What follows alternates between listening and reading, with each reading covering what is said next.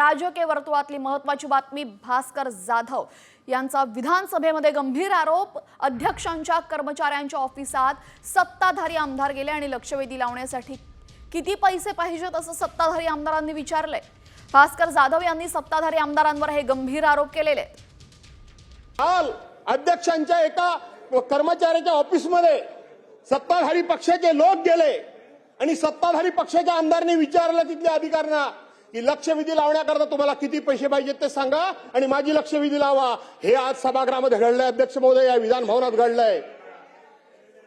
हे या विधान भवनात घडलंय अध्यक्ष महोदय, हे विधान भवनात घडलंय अध्यक्ष महोदय।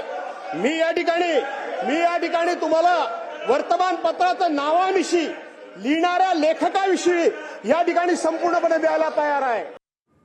दरम्यान या संदर्भात उपमुख्यमंत्री अजित पवारांनी काय उत्तर दिलेलं आहे पाहूयात।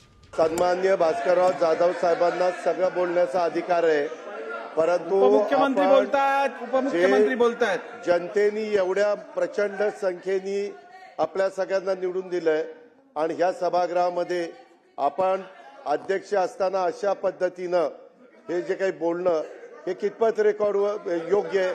अध्यक्ष महोदय रेकॉर्डवरून काढलं पाहिजे। त्यांचं काही म्हणणं असेल त्यांनी विधानसभा अध्यक्षांना भेटावं, त्यांनी सभागृहाचे नेते देवेंद्र फडणवीस साहेबांना भेटावं, त्यांनी यांना भेटून सांगावं ना काही असेल तर। अध्यक्ष महोदय, आम्ही सरकार चालवतो, आम्ही काय असल्या गोष्टीला पाठीशी घालण्याकरता इथं बसलो नाही।